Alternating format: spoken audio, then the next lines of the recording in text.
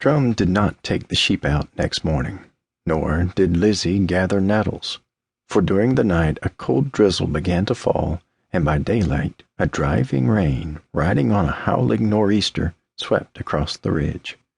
The leaves fled the trees, and Drum was glad for Davy's coat. If Angus had recognized that it was from among his stores at Davy's Wood, he never mentioned it. During the morning, Lizzie and Drum split the firewood already sawn to length and piled beneath the shed attached to the barn. Lizzie split while Drum stacked, thick pieces for the hearth, thinner splits for the oven and cook stove. They worked so for a couple of hours, Drum sorting and stacking, while Lizzie, with the same measured concentration with which she addressed her bow, wielded her long-handled maul and axe. Drum watched her work with a fascination akin to awe. He couldn't have described it in words, but somewhere deep he sensed that Lizzie had turned her labor into ritual. Time after time she raised the axe straight above her head until it almost touched the roof of the shed, then, with her arms straight before her, let the blade fall in an arc to sunder the short flitch upended on her chopping block. She never missed, and almost always the wood split cleanly with her first blow. At length she paused and said, "I'm tired, Drum," although she did not look tired at all.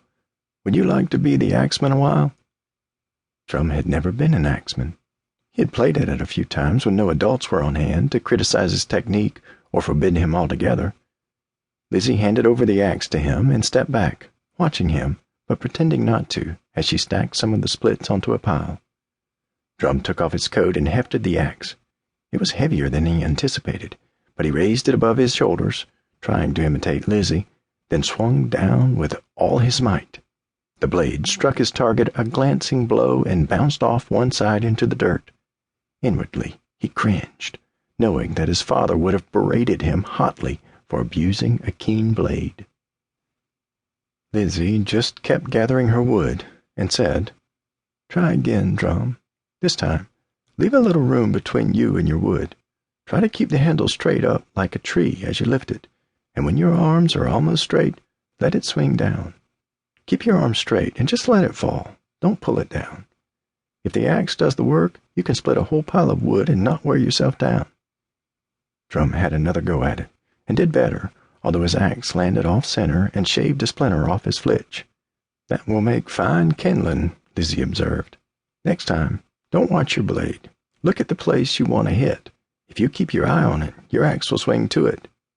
Lizzie set another stick before him, and he lifted his axe one more time and let it fall of its own weight, keeping his arms straight so the arc would be true. He kept his gaze fixed on the end of his target, and the blade halved it, and he was astounded and elated. Lizzie nodded her approval. "When you can swing the axe for an hour and not miss your block, you'll be ready to learn the bow. Now, I've things to do in the house. Mind your toes and fingers, and when you've added another round to the stack, come on in." She left him then. He still had misses and near misses, but whenever he remembered Lizzie's guidance, it went better. Before long, the things he had tried mightily to do by will were becoming habit. Time passed by, deep into the movement of his moment.